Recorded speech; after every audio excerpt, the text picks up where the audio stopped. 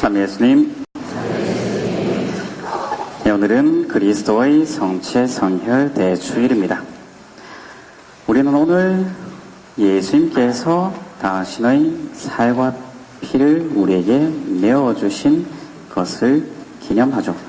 최후의 만찬석상에서 빵과 포도주를 당신의 살과 피로써 우리에게 내어주셨습니다.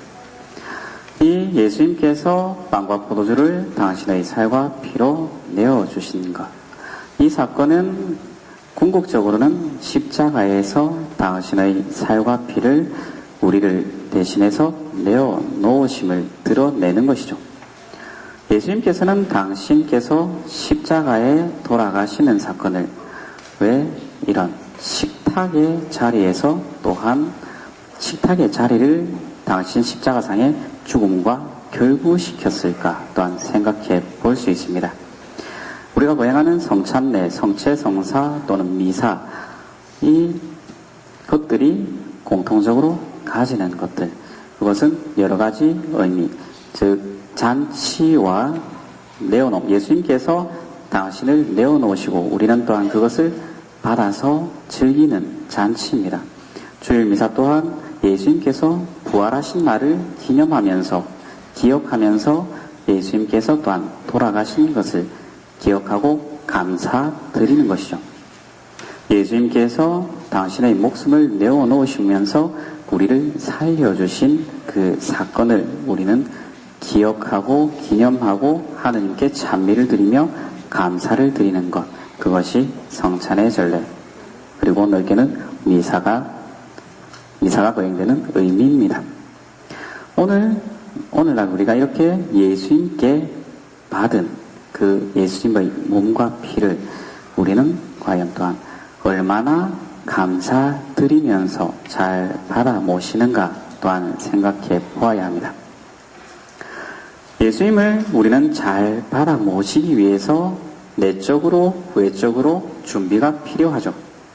내적으로는 우리의 잘못들, 즉 예수님을 받아 모시기에 우리 안에 부족함은 없는지, 더러움은 없는지, 잘못은 없는지 되돌아보고 뉘우치고 반성하는 작업이 필요하죠. 우리는 미사를 시작할 때 이러한 것을 합니다. 미사를 시작하면서 우리의 잘못을 뉘우치고 하나님께 또한 통회를 하죠. 그리고 또 더 큰 잘못들이 있다면 우리는 고해 성사를 통해서 우리의 죄를 깨끗이 씻어내고 예수님을 받아 모시기에 합당한 준비를 합니다. 이처럼 우리가 내적으로 우리의 잘못들, 죄들을 깨끗이 씻어내면서 예수님을 받아 모실 준비를 한다면 외적으로는 또한 우리가 예수님을 어떻게 받아 모시는 것이 합당한 자세인가를 또한 살펴보아야 합니다. 예수님을 받아 모시는 자세, 우리는 성체를 이용할 때 두 손을 모으고 제단 앞쪽으로 오죠. 그리고 제단 앞쪽에 와서는 양손을 곧게 펴니다. 일반적으로 왼손을 위로 하고 오른손을 아래로 해서 양손을 펴죠. 왜 그래야 될까요? 꼭 그래야 되는 법은 아닙니다. 관례적으로 우리가 통상적으로 그렇게 하죠. 예전에는 일반적으로 식사에 하던 빵과 포도주를 먹고 마시는 식탁의 자리에서 거행되는 것이 세월을 거치면서 오늘날과 같은 모양으로 바뀌었죠. 또 예전에는 입으로만 받아 모시도록 하기도 했지만 오늘날은 손으로 받아 모시도록 합니다. 이렇게 예수님의 몸을 받아 모시는 데 있어서 가장 중요한 것은 예수님의 몸이 훼손되지 않도록, 잘못되지 않도록, 버려지지 않도록 하는 것이 가장 중요하죠. 제 개인적인 생각에서 성체를 어떻게 받아 모시는 것이 좋은가 하는 것을 말씀드리고자 합니다. 성체를 받아 모실 때 우선적으로 성체를 받아 모시는 손의 높이가 어느 정도가 좋을까 하는 것도 한번 생각해 볼 수 있습니다. 저는 키가 작죠. 제 눈높이보다 가끔 손이 위로 올라가는 경우가 있습니다. 성체를 받아 모실 때 제 눈보다 위에 손바닥이 있으면 성체를 제대로 놓아드릴 수 있을까요? 없을까요? 네. 성체를 모시는 손의 높이, 공경하게 겸손되이 받아 모시느라 손을 높이 드시는 분이 있는데 그렇게 높이 드실 필요는 없다고 생각합니다. 중요한 것은 성체가 잘 모셔질 수 있도록 성합의 높이에 맞추는 것이 좋을 듯 합니다. 물론 키 작은 어린이들 같으면 손을 높이 들겠지만 대체로 가슴 높이에서 성합의 높이를 보고 성합의 높이와 손의 높이가 비슷할 때 성체를 이용해 드리기가 편합니다.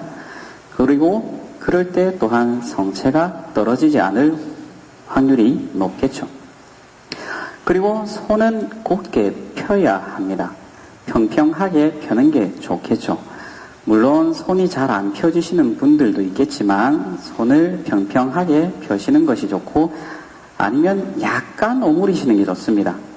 너무 바짝 펼 때도 조금 불안하죠. 약간 오므리면서 펴는 것, 평평하게 수평으로 펴는 것이 중요합니다. 경우에 따라서 손을 이렇게 드시는 분들도 있습니다. 이렇게 드실 때도 평평하지 않으면 흘러내릴 위험이 있죠. 손은 곧게 평평하게 성합의 높이에 맞춰서 펴주시는 것이 성체를 떨어뜨리지 않고 받으실 수 있습니다. 그렇게 성체를 받으시면 우리는 뒷사람을 생각해서 옆으로 두세 걸음 옮기죠. 뒷사람이 곧이어서 바로 성체를 모실 수 있도록 옆으로 옮기는데 이 상태로 옆으로 이동하면 이 또한 불안합니다. 그러면 어떻게 하는가? 받은 성체를 오른손으로 감싸쥐고 받쳐들고 옮기는 게 좋을 듯 합니다. 성체를 받아서 집어들고 옆으로 두세 걸음 옮겨서 그 다음에 성체를 경건하게 모시는 것이죠. 그리고 성체를 모시기 전에 경건하게 모시는데 성체를 간혹 모시고 나서 인사하시는 분들도 있습니다. 성체를 모신 이후에 예수님께서 내 몸 안에 계신데 제단이나 십자가를 보고 인사하실 필요는 없죠. 내 안에, 내 입 안에, 내 몸 속에 들어오신 예수님을 잘 느끼면서 함께 하면서 자리로 들어가시면 좋겠습니다. 그리고 또 한편으로 성체를 모시고 나서 그냥 양손을 덜렁덜렁 해서 가시는 분들도 있고 경우에 따라서는 손을 모으고 해서 잘 들어가시는 분들이 있는데 그 전에 한 가지 유념할 것이 또한 있습니다. 성체를 모신 손바닥과 손가락을 한번 살펴보시는 것이 좋습니다. 성체 부스러기 또한 성체는 잘게 조개져도 그 또한 온전히 예수님의 몸이죠. 우리 손에 묻은 예수님의 몸이 또한 버려지지 않도록 훼손되지 않도록 우리 손에 묻은 예수님의 몸은 없는지 살펴보시는 것이 좋은 것입니다. 그리고 손에 묻은 것이 있다면 또한 손으로나 혀로 가볍게 또한 마저 모시도록 하시는 것이 좋지 않을까 생각합니다. 이처럼 우리가 내적으로 준비를 하고 외적으로 또한 바른 자세로 성체를 모시는 것, 이를 통해서 우리는 궁극적으로 예수님과 하나 되죠. 단지 예수님과 또한 하나 되는 것이 성체 성사의 끝은 아닙니다. 우리가 가족이라고 해서 함께 있다고 해서 다 온전히 일치하는 것은 아니죠. 온전히 일치하려면 어떻게 되어야 하는가? 예수님이 나로 변해야 되는가? 그것은 아니죠. 내가 예수님의 몸을 받아 모시면서 내 몸의 일부가 예수님이 되는 것이 아니라 예수님의 몸을 받아 모시는 우리들은 우리 자신이 예수님으로 변화되어야 합니다. 성체성사가 빵과 포도주가 예수님의 몸과 피로 변화되고 그리고 예수님의 몸과 피를 받아 모신 우리가 예수님으로 변화되어야 합니다. 우리가 예수님으로 변화된 삶을 살아가는 것, 예수님의 몸을 받아 모시면서 우리의 삶이 변화되는 것, 그것이 성체 성사의 완성이죠.